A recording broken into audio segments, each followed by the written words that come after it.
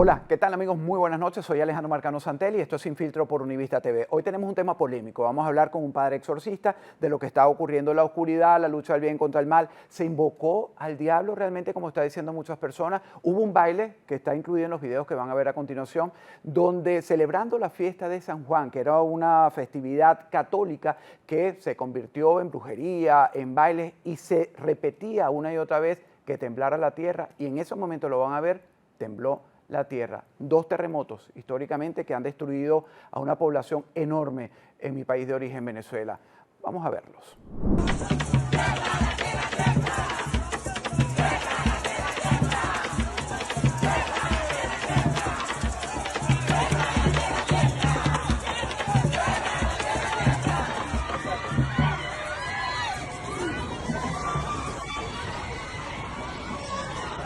¿Ustedes saben cuál fue el pecado que cometió Venezuela?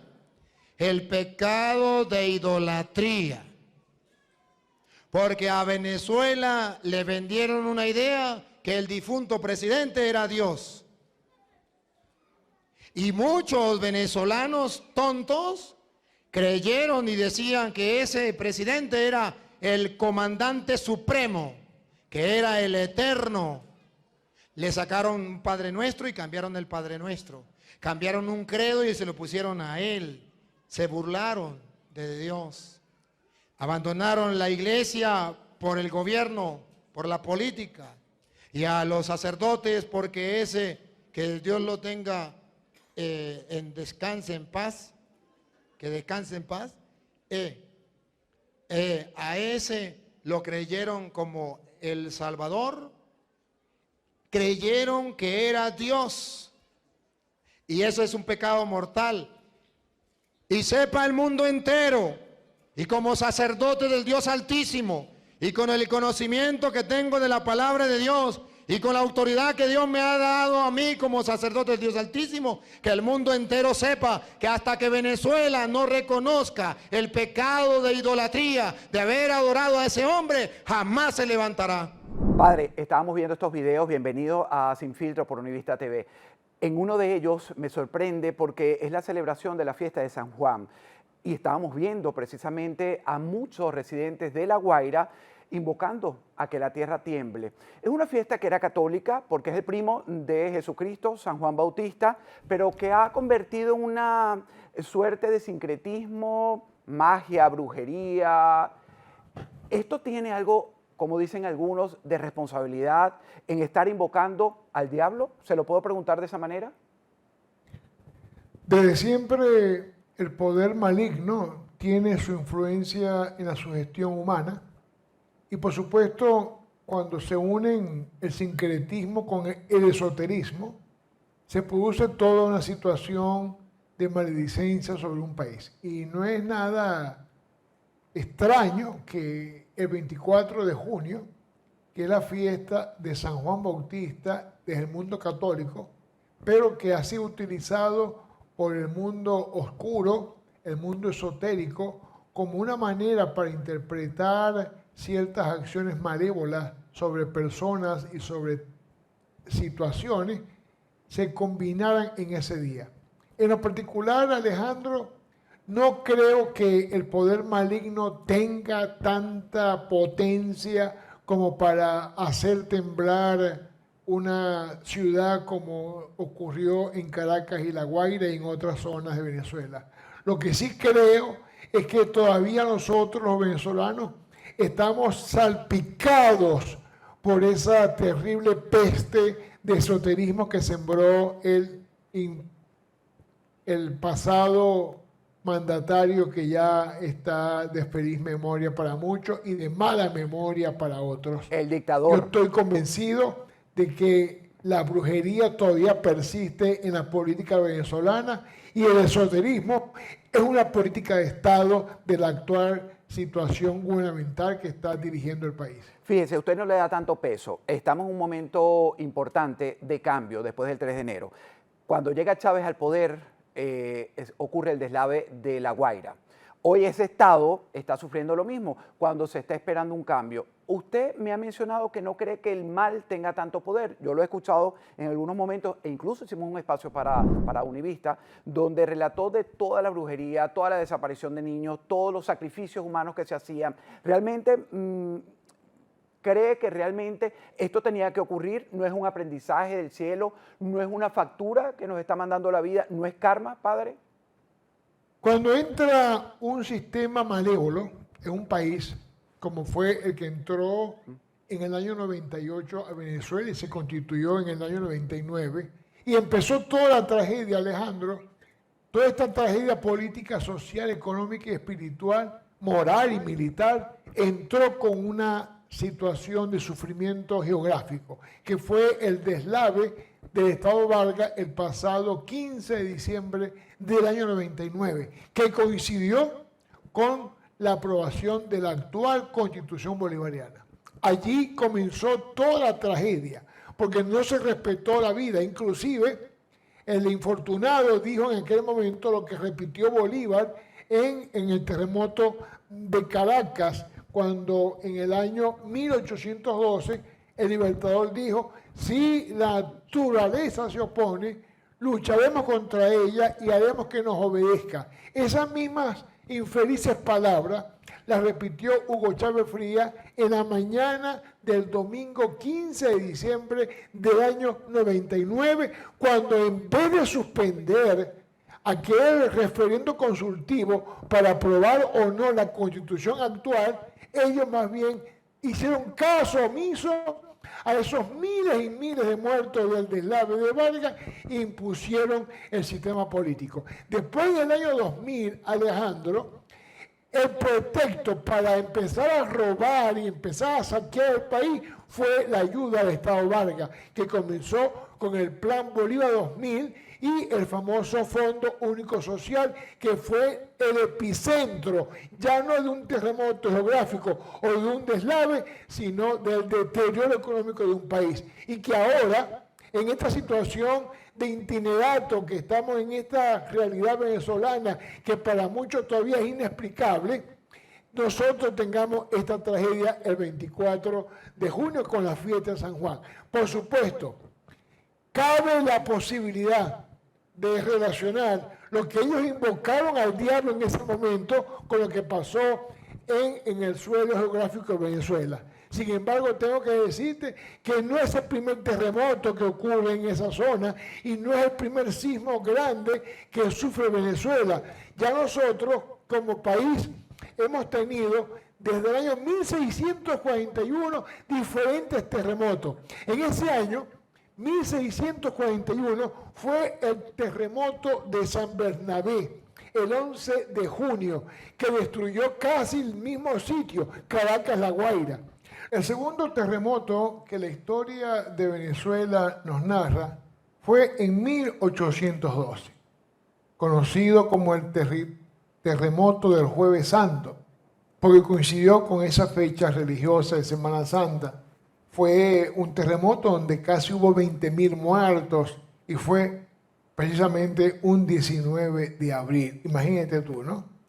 En el año 1900 fue el tercer terremoto grande de Venezuela, conocido como el terremoto de San Narciso, el 29 de octubre. Allí se destruyeron varias zonas como de Caracas, La Guaira, Miranda, Aragua y una parte de Carabobo.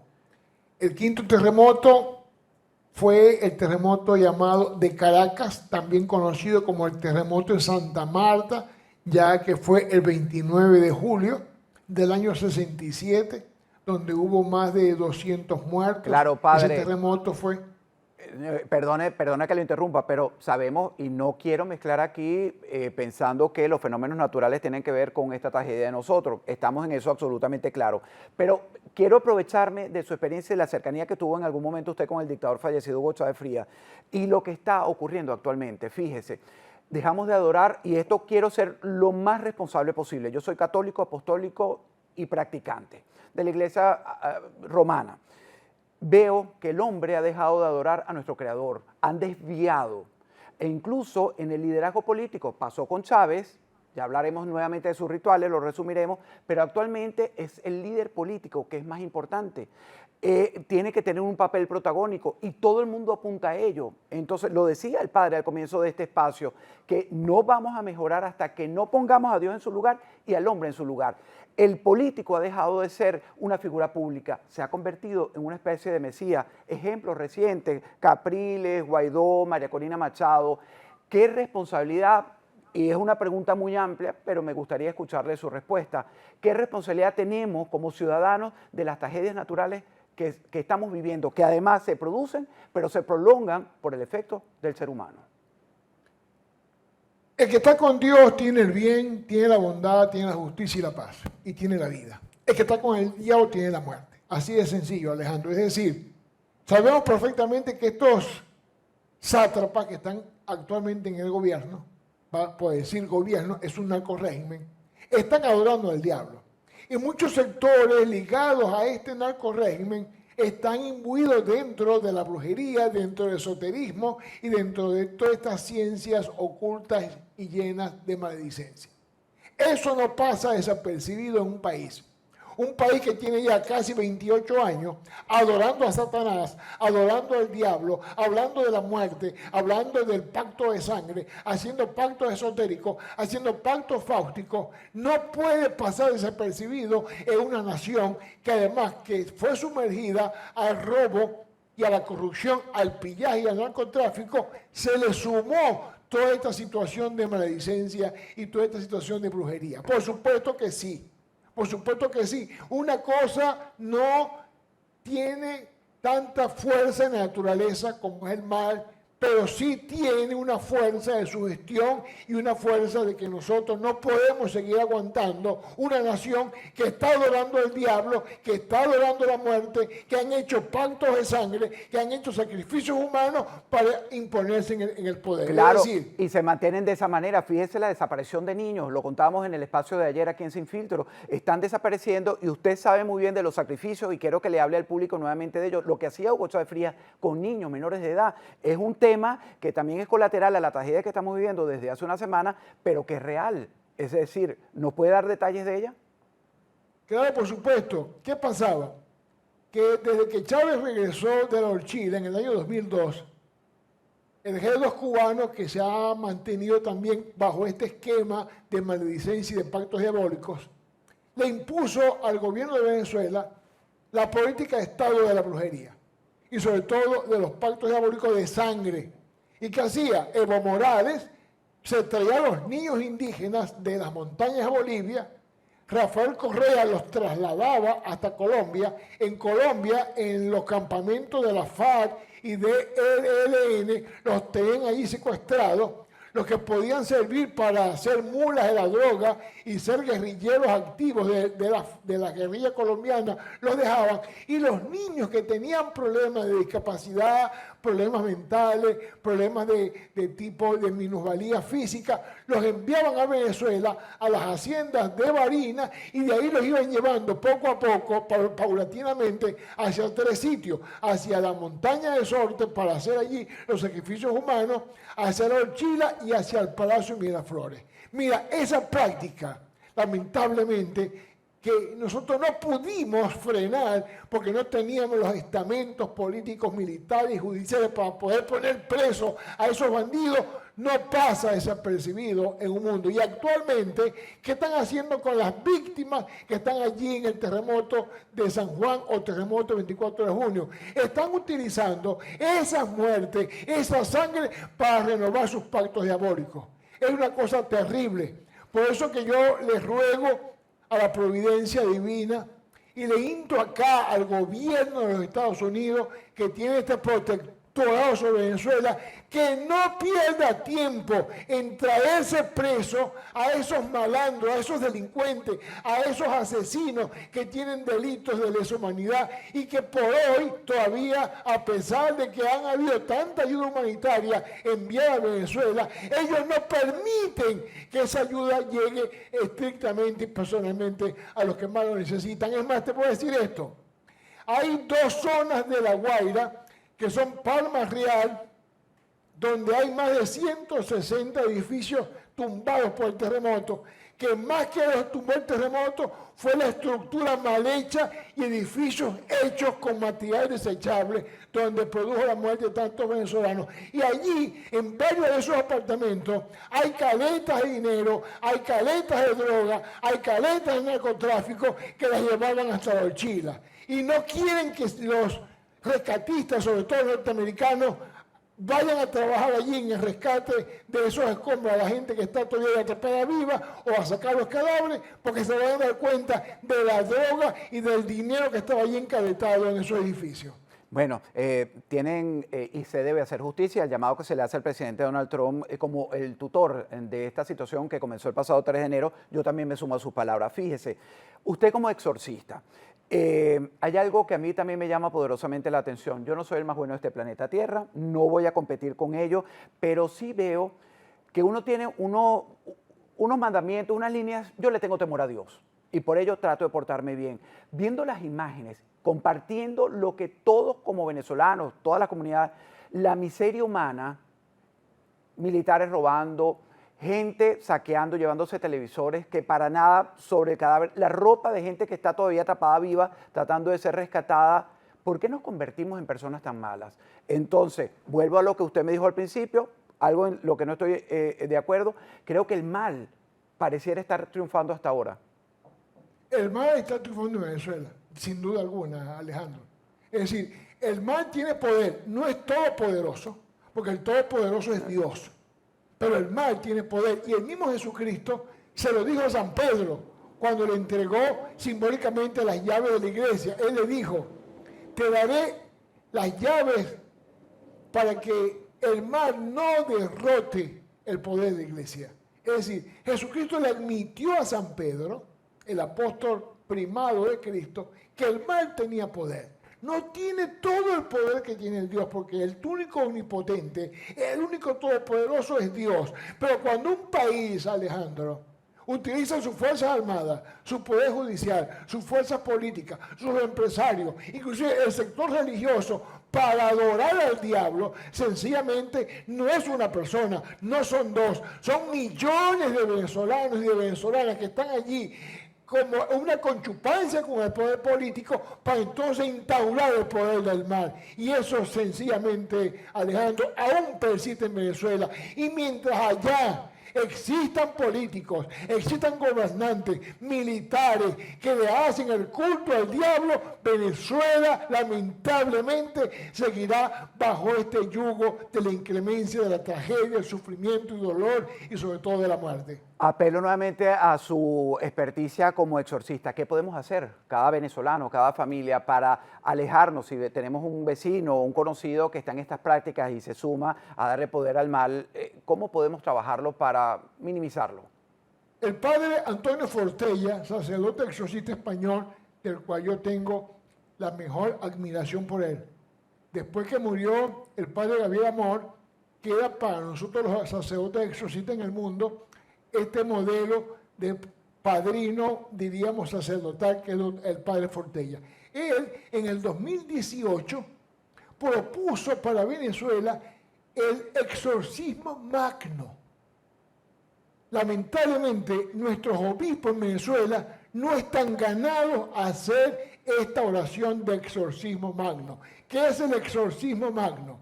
Es que todos los obispos de Venezuela se vayan a la Catedral de Caracas y ahí hagan una oración de exorcismo en una Eucaristía. Y cada catedral de cada estado, los sacerdotes, con una capilla de oración de laicos, se vayan a ir a cada catedral a hacer la oración de réplica para liberar un país. Pero mientras veamos a una iglesia arrodillada al poder omnímodo de estos sátrapas demoníacos, sencillamente no podemos salir. Si la iglesia, que es la madre y maestra de la fe, no toma la iniciativa de hacer esta oración magna, este exorcismo magno y liberar de manera sacramental y litúrgica un país, nosotros no lo podemos hacer cada uno en su individualidad. Y lo segundo, como lo he dicho siempre, Alejandro, una vez que estos sátrapas salgan de allí del poder, Dios mediante sea pronto,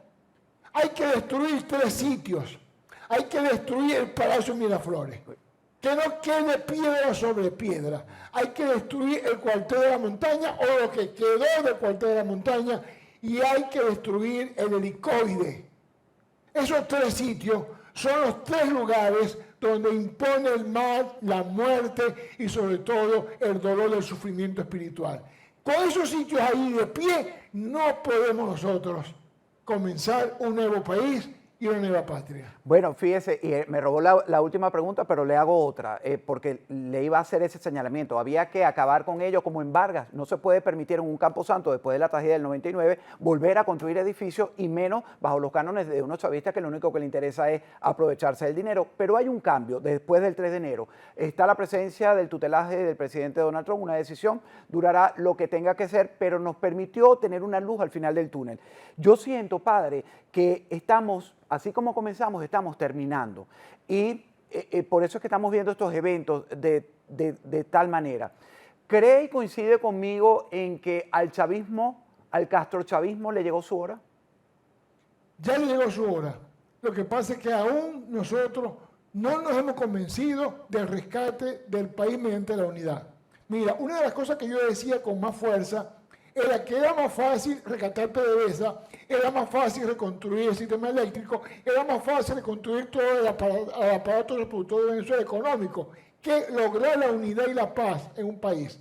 Y nosotros, después del 24 de junio, ya nos olvidamos de que hay oficialismo y hay oposición, de que hay chavismo y de que hay opositores. Pareciera que la tragedia aparentemente ya rompió ese esquema de división, ya no hay 2 aceras. Lo que sí hay todavía en Venezuela son unos ladrones, unos narcotraficantes al frente del poder que deben ser totalmente destituidos, detenidos y traídos para acá para ser juzgados, acá en los tribunales de Estados Unidos.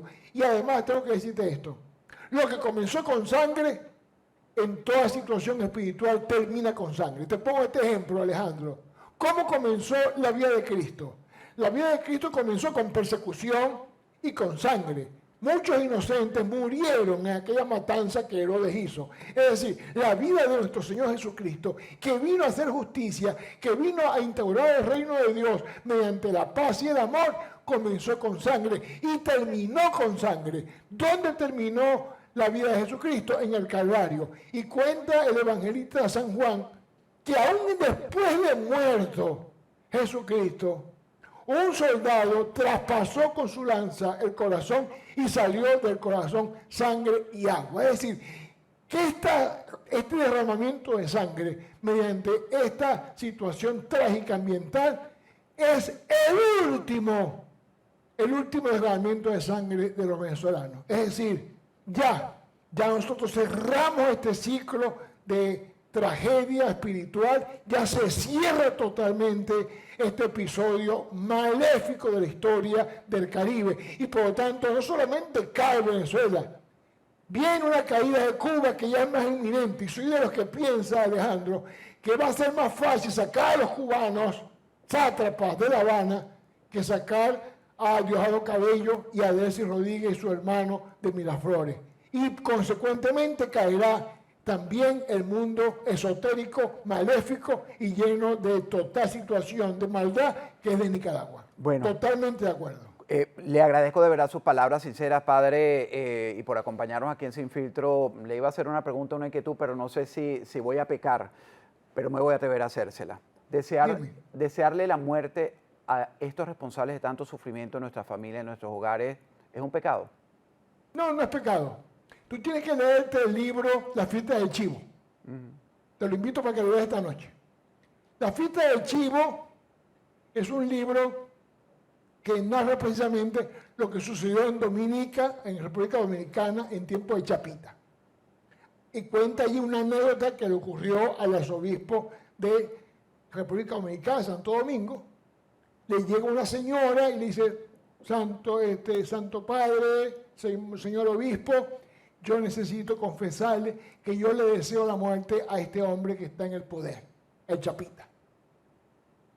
Eso es pecado. Y el obispo le dice, no es pecado desearle el mal al mal. lo que tenemos que decir la palabra correcta. Que el Señor te reprenda, como le dijo San Miguel al mismísimo diablo cuando quiso robarle el cuerpo de Moisés. En el libro de Judas 9, un libro del Nuevo Testamento que es poco leído por los católicos y también por los evangélicos, casi ignorado por el mundo cristiano. En ese libro de Judas, que no es Judas el malo, Judas el bueno, Tadeo, allí narra San Judas un episodio, Alejandro, interesantísimo. Se muere Moisés y el diablo quiere robarle el cuerpo a Moisés para esconderlo y que se desaparezca de la faz de la tierra. Y vino San Miguel Arcángel, el príncipe de las huestes celestiales, vino a rescatar el cuerpo de Moisés y se enfrentó entre él y el diablo. Imagínate tú esa pelea entre San Miguel y Satanás. Tremenda pelea. Yo hubiera querido estar allí en un palco en VIP viendo esa lucha. ¿Y qué hizo San Miguel? San Miguel no lo ofendió, ni le deseó la muerte, ni lo maldijo. San Miguel le dijo, que el Señor te reprenda. Mira, Alejandro, tiene más fuerza espiritual y tiene más fuerza letal que tú le digas que el Señor lo reprenda que tú le desees la muerte. Porque desear la muerte es que ellos desaparezcan.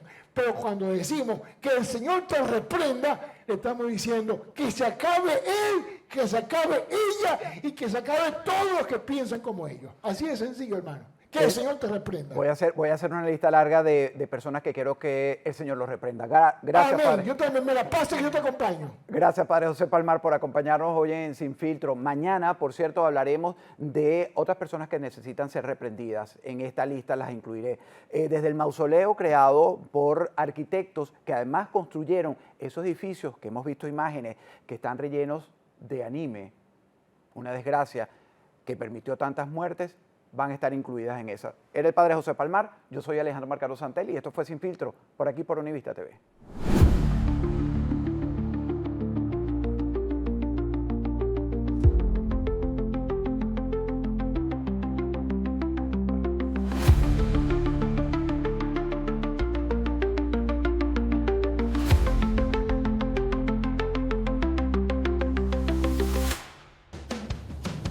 Hasta el mejor conductor tiene un mal día. Nadie espera un accidente, pero cuando ocurre, la pérdida se siente. Sin protección, un pequeño instante puede convertirse en un gran problema. En Univista Insurance entendemos lo que está en juego. Con nosotros, tu tranquilidad se convierte en parte del camino. Como Maggi, asegúrate con los mejores. Univista Insurance, su mejor opción.